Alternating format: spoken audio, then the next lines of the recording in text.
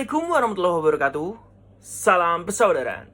Tak sadarkah jika persaudaraan sehati teratai ini hampir berusia 100 tahun dengan jutaan para pendekarnya yang tersebar di seluruh penjuru, tak hanya di kota Madiun. Sugeng Enjing dulur-dulur, selamat pagi. Semoga hari ini menjadi berkah buat kita semua dan apapun yang kita lakukan. Semoga diberikan kemudahan oleh Tuhan Yang Maha Esa.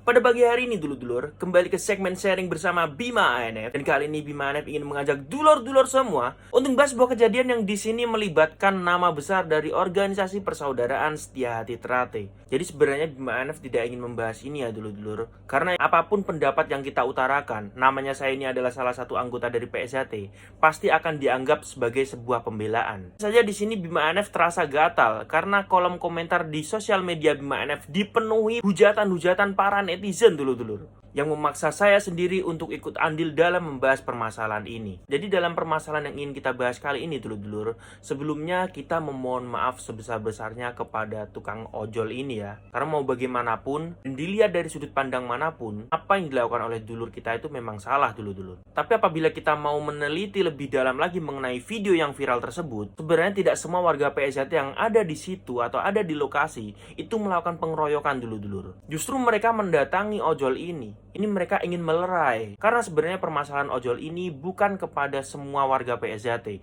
tapi karena videonya di belakang rombongan atau di belakang kerumunan tersebut, jadi kesannya ojol ini seperti dikeroyok. Logika aja, kalau orang dikeroyok oleh orang sebanyak itu, ya jelas matilah. Efek dari video yang viral ini cukup luar biasa sekali dulur-dulur. Akun-akun PSHT ini dipenuhi oleh hujatan-hujatan para netizen, yang notabene mereka ini hanya tahu viralnya PSHT ini hanya dari keburukan-keburukannya saja, tanpa melihat bahwa wakil-wakil dari organisasi persaudaraan Setia Hati Teratai ini telah mengharumkan nama bangsa Indonesia di kancah dunia internasional. Sebut saja seperti Mas Aji Bangkit ini. Pemuda asal Ponorogo ini telah meraih medali emas saat mewakili Indonesia dalam kejuaraan dunia pencaksilat kemarin dulur-dulur.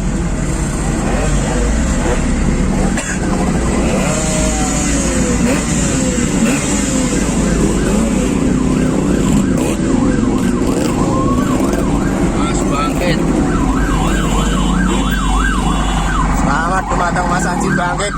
Matur suwun. Hadiahipun.